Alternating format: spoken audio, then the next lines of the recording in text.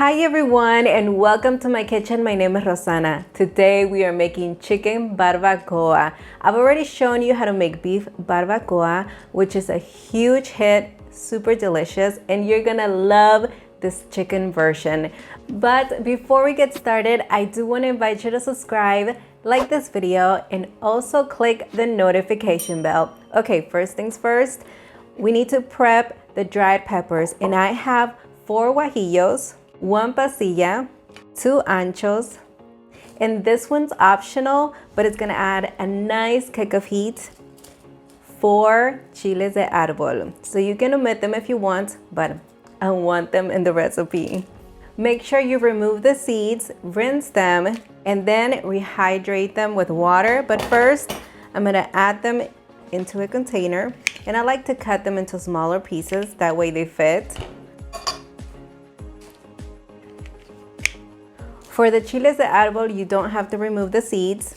Just rinse them, add them in there, and let me get the water. Make sure they are completely covered in it.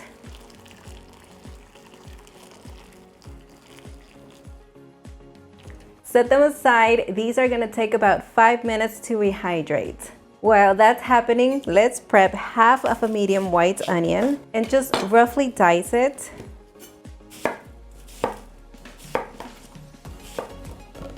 This is gonna be part of the sauce. Add it in there. Also add in 5 peeled garlic cloves, 4 cloves, half a teaspoon of whole black peppercorns, 1 teaspoon of dry Mexican oregano, half a teaspoon of whole cumin, 2 tablespoons of white distilled vinegar, the rehydrated peppers, and just the peppers for now. Ooh, yes. These are nice and soft. Perfect. Okay, and now we need 1.5 cups of this liquid. Now we're gonna add salt to taste. I'm personally gonna add 1 tablespoon plus 1 teaspoon of kosher salt. Now cover and blend until completely smooth.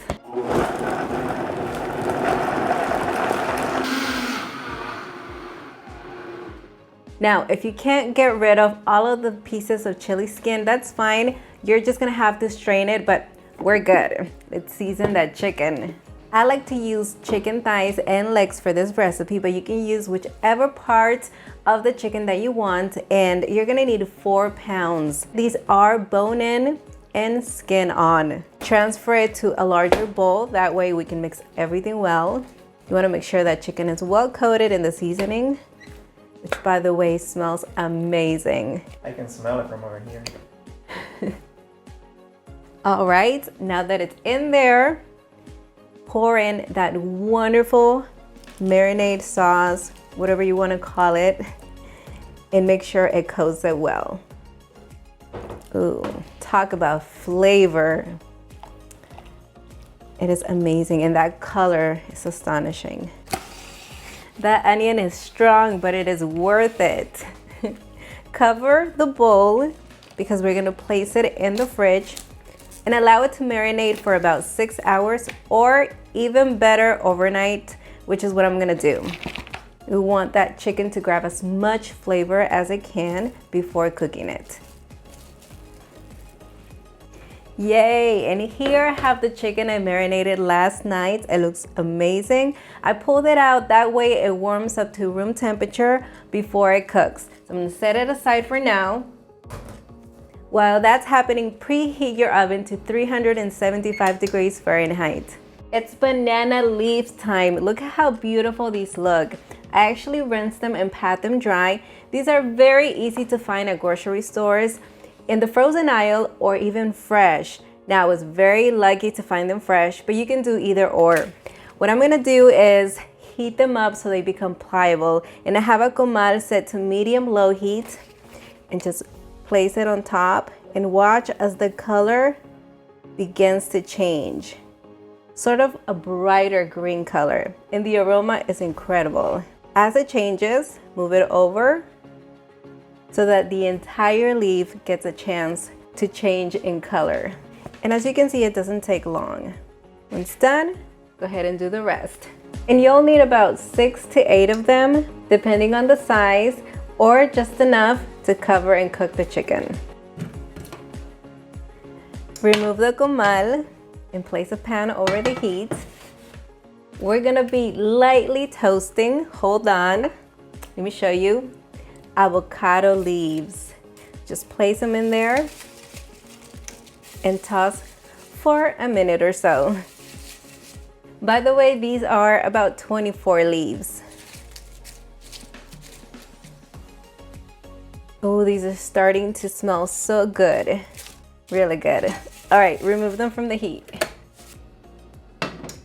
We're gonna need a large oven-safe pot, and assembling it is super easy. It's like wrapping a present. Take the banana leaves and lay them inside so that it covers the bottom, lays against the side, and hangs over. And just do this until the entire pot is completely lined. This process is so much fun, I promise you.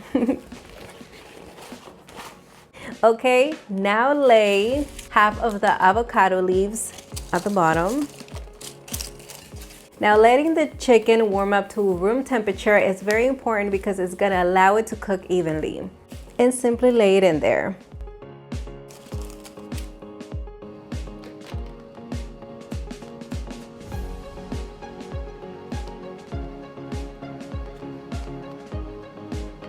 The chicken and marinade are in there. Now add the remainder of the avocado leaves. Fan them out. 2 bunches of thyme, and this is fresh thyme.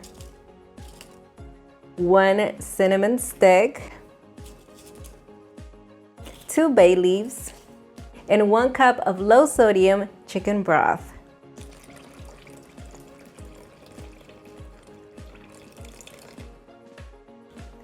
And that's it. Now let's cover it. Didn't I tell you, this is like wrapping a present. Now add a couple additional leaves to make sure it's well enclosed. Tuck them in there as best as you can.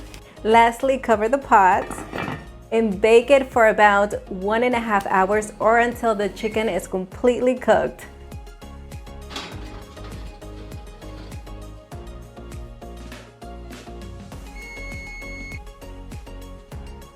Carefully open this up because there's steam in there as well. See? Now remove all of the banana leaves. Oh, it smells so good. So good. Yes. Ooh, I can see this already. I'm looking at Nelson waiting for his reaction. Oh my goodness. I can even smell that cinnamon. Okay.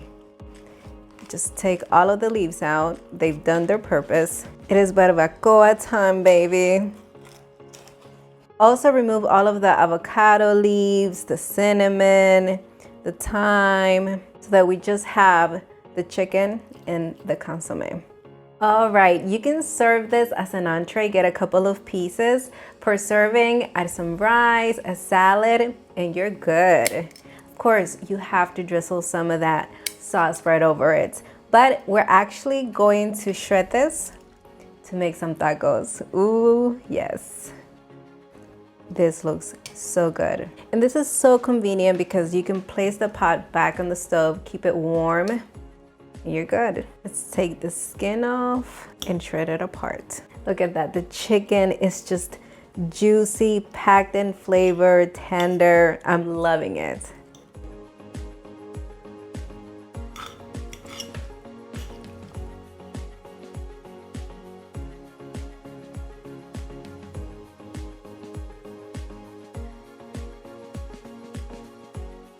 I just had to make homemade fresh corn tortillas because, I mean, we made the barbacoa. Might as well go that extra mile. Add the chicken barbacoa right in the center. Those are gonna be some big tacos. Add some chopped red or white onion, chopped cilantro. By the way, you can use store-bought corn tortillas, just heat them up and you should be good. Some lime juice, a little bit to open up those flavors. And finally, salsa. I mean, it's a must.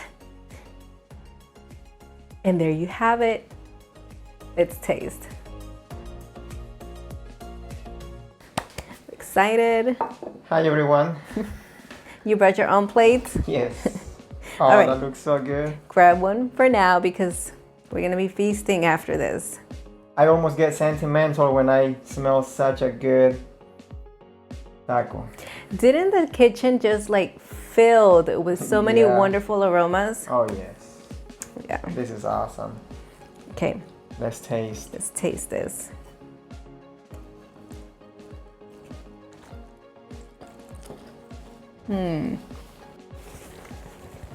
Wow. The flavors. Literally like layer after layer of flavor. Oh my goodness. You have to try this. this. Is so good. You have to try it. I think I added too much meat to the taco. They're barely holding on.